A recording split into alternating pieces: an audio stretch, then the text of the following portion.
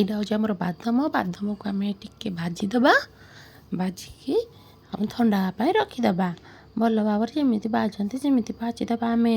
ଆପଣମାନେ ଭାଜି ଦିଅନ୍ତୁ। ଭଲ ଭାବରେ ଭାଜି ଦେଇକି ଆମେ ରଖିଦେବା। ତାକୁ ପେଷ୍ଟ କରିବା ପାଇଁ କାମରେ ଆସିବ। ଦେନ୍ ଆମେ ଗୋଟେ ମେନ୍ ନେବା, ଯେଉଁଟାରେ ଆମେ ତରକାରୀ ବନେଇବା।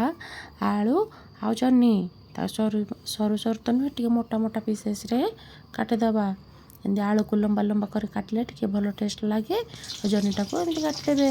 ତାପରେ ତେଲ ଟିକେ ଦେଇକି ସେଥିରେ ପିଆଜ ଦେବା। କିଛି ଫୁଟଣ ଦେଲେ ବି ଚଳିବ। ଟିକେ ପିଆଜଟା ଟିକେ ଜଷ୍ଟ ଭାଜି ସାରିଲା ପରେ ତାପରେ ଦେଇଦେବା ଆମେ ଅଦା ରସୁଣର ପେଷ୍ଟ। ଗୋଟେ ଚାମଚ ଅଦା ରସୁଣର ପେଷ୍ଟ ଦେଇଦେବା। ଟିକେ ଭାଜି ସାରିଲା ପରେ ସେଥିରେ ସଲ୍ଟ ଆଉ ଯେତେ ସବୁ ଆମର ପାଉଡ଼ର ମସଲା ସେସବୁକୁ ଦେଇକି ଟିକେ ଭଲ ଭାବରେ ଭାଜିଦେବା।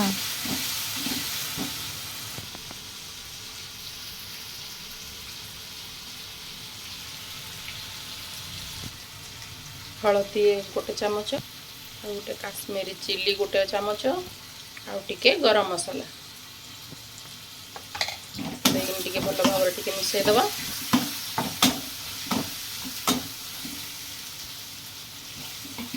ମିଶାଇ ସାରିଲା ପରେ ଆମେ ଯେଉଁ ଆଳୁ କାଟିକି ରଖିଥିବା, କିନ୍ତୁ ବଡ଼ ବଡ଼ ପିସେସ୍ ହିଁ କାଟିଛି ମୁଁ, ତ ଏଥିରେ ଦେଇଦେବା।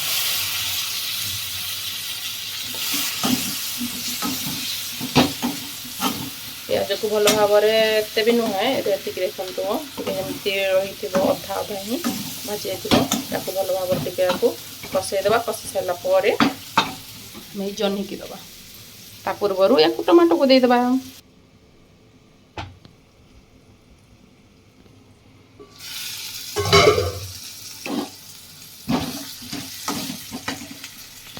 ଏବେ ଆମେ ଏଇ ଟମାଟୋକୁ ଦେଇଦେବା।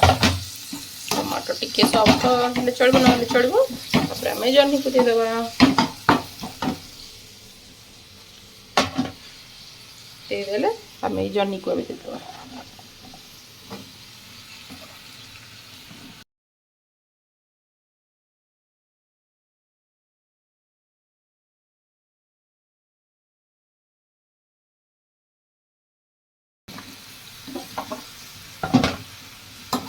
ଭାବରେ ଗୋଳେଇ ଦେବା।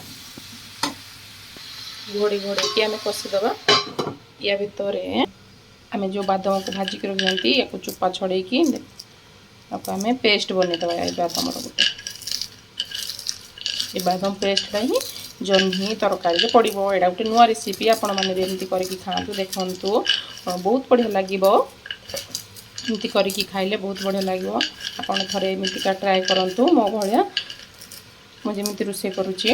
ଆଉ ସମସ୍ତଙ୍କୁ ଖୁଆନ୍ତୁ। କେମିତି ଲାଗିଲା କମେଣ୍ଟରେ ବି କହିବେ କେମିତି ଲାଗୁଛି।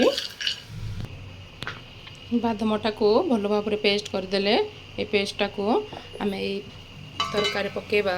ଟିକେ ଜହ୍ନି ଆଉ ଆଳୁ ଟିକେ ସିଝିଗଲାଠୁ ସେଇ ବାଦାମଟାକୁ ଏଇଥିରେ ପକାଇ ଫେରସେ କଷିଦେବା।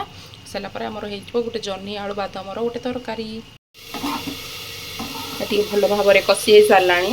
ଆମେ ଦେଇଦେବା ଏବେ ଯେଉଁ ବାଦାମ ବାଟିକି ରଖିଥିଲେ ତାକୁ ଏବେ ବାଦାମକୁ ଦେଇଦେବା। ଏଇଟା ଆମର ହେଉଛି ବାଦାମ ବଟାଟା। ଏ ବାଦାମ ବଟାଟାକୁ ଆମେ ଏଥିରେ ଦେଇଦେବା। କଷାରେ ଦେଇଦେବା।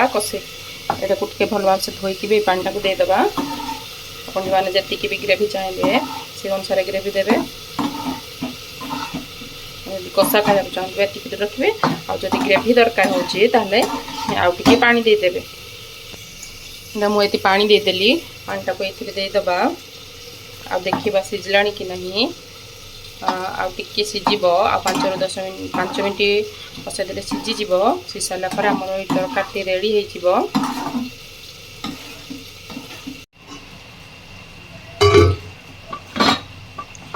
ଏଇଟା ଆମର ତରକାରୀଟା ଅଲରେଡ଼ି ହେଇଗଲାଣି, ସିଝିଗଲାଣି, ଭଲ ଭାବରେ ବି ହେଇସାରିଲାଣି। ଯଦି ଗ୍ରେଭି ଆଉ ଚାହୁଁଛନ୍ତି ତାହେଲେ ପାଣି ଦେବେ। ପୁରା ସିଝିଗଲାଣି, ଆଳୁ ବି ପୁରା ସିଝି ସାରିଲାଣି। ୟା ପରେ ଧନିଆ ପତ୍ର ଟିକେ ଚୁନ ଚୁନ କରିକି କାଟିକି ପକାଇ ପାରିବେ। ଆଉ ଗରମ ମସଲା ପକାଇ, ଆଉ କିଛି ନ ପକାଇଲେ ବି ବହୁତ ଭଲ ଲାଗିବ। এই ତରକାରୀଟା କରି ଖାଆନ୍ତୁ। ଆଉ ଯଦି ଭଲ ଲାଗିଲେ କମେଣ୍ଟରେ ଜଣାନ୍ତୁ। ଦେଖା ବା ଗୋଟେ ନୂଆ ବ୍ଲଗ୍ରେ। ରହୁଛି, ନମସ୍କାର, ଜୟ ଜଗନ୍ନାଥ।